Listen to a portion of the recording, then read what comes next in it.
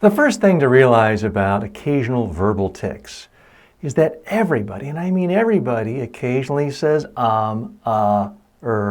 know. Saying it once in a while isn't really a problem. It's only when you say so many that it stands out. It's kind of like if you send someone a cover letter and there's an extra comma after every word in the first sentence. It's unnecessary and it will stand out as clutter. But I do want you to put things in perspective. Quite often in my day job, which is doing public speaking workshops and media training workshops with leaders all over the world, I'll record someone, we'll play it back. Everyone in the room thinks they did a fantastic job in their presentation, but the person who was speaking is like, "Oh, TJ, it's awful. I'm so embarrassed. It's pathetic. I said constantly." We look around. Did anyone even notice?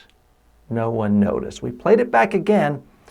The person said 2 ums in a period of 20 minutes. So it's not really a problem. Now, you may have a problem. I'm not trying to minimize it, but don't be too harsh on yourself.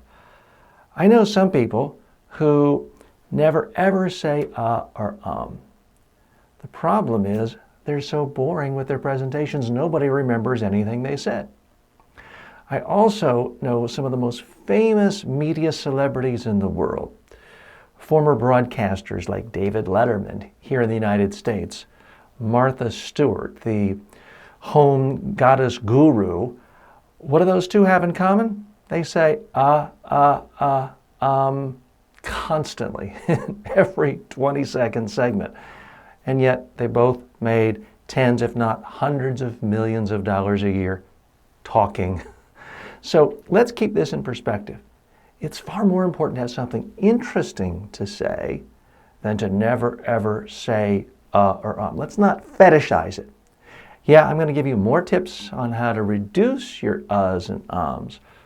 But our goal here is not perfection and never ever saying and Our goal is actually good communication and having the people we're speaking to have good feelings about us.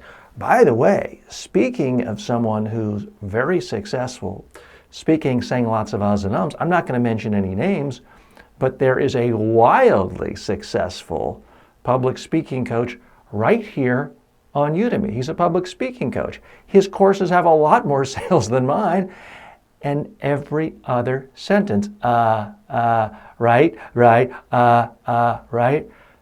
Guess what? Nobody cares. His students love him.